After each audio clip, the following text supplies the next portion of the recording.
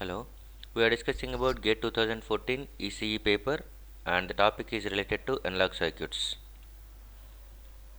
Given that one op amp has finite input impedance, that is nothing but first one is given as Ri is not equal to infinite. Second one is infinite voltage gain AV is equal to infinite, and third one is nothing but zero input offset voltage. Okay, zero input offset voltage VIO is equal to 0. By that time, what is the output voltage Vout? Okay, first of all we should know what is the meaning of AV is equal to infinite. So AV is equal to infinite. The meaning of AV is equal to infinite voltage gain of operational amplifier, which is nothing but V naught divided by VID. VID is nothing but input difference voltage is equal to infinite. By that time we can write it as VID is equal to V plus minus V minus. Voltage at non-inverting terminal minus voltage at inverting terminal is equal to V naught divided by infinite, which is nothing but 0. So that implies nothing but voltage at plus non-inverting terminal and inverting terminal are same. This concept is going to be called as virtual short. Virtual short exists only when AV is equal to infinite. So we can say that one voltages are going to be same.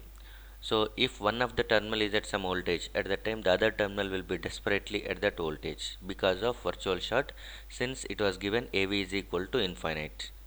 So that non-inverting terminal is connected to ground, that implies nothing but inverting terminal is also at 0 volts. Is that clear? Next, the second one is nothing but VIO is equal to 0. VIO, input offset voltage, is going to be 0. Okay, that implies nothing but output voltage is going to be exactly 0 when no input voltage, that is nothing but VID, is equal to 0. Okay, so there is no offset output voltage exists because of input.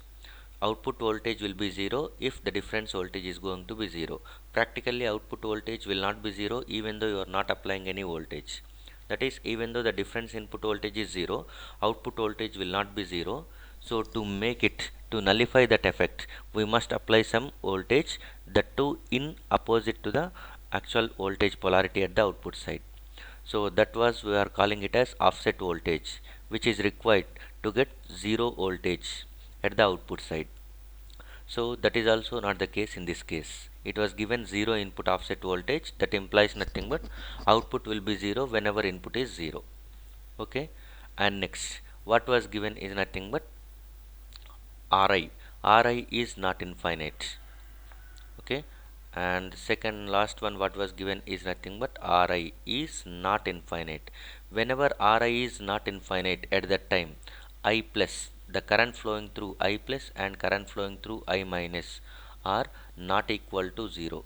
Current flowing through I plus and current flowing through I minus is going to be not equal to 0.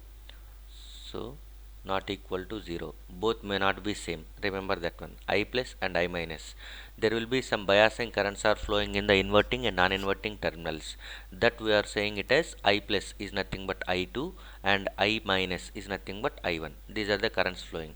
So I1 is the inverting terminal current, I2 is the non-inverting terminal current, which exists whenever Ri is equal to, not Ri is finite, that is Ri is not equal to infinite. By that time biasing currents exist. Okay, so I1 and I2 are flowing. Whenever we are going to be checking about I1, how the I1 flows, what is the direction of I1? I1 is coming into this inverting terminal, but by that time is the current is coming from this ground or is the current coming from this V out? Okay, for that one, if you observe, because of virtual short concept, this node, that is voltage at inverting node, is at 0 volts, and this resistor R1 is connected with 0 volts, and this side it is connected with ground, so this is also 0 volts. So this resistor R1 is connected with ground of 0 volts, and the other end of R1 is also at 0 volts because of virtual short concept. So voltage drop across this R1, voltage drop across R1 is 0 minus 0 is nothing but 0. So the current flowing through this one current flowing through this one is 0. So no current is coming from R1. That implies nothing but this I1 has to come from V out. So this will be coming from V out and the direction is going to be in this way. So the current is coming in this direction. Okay. So current is coming in this direction like this. So it is coming in this way.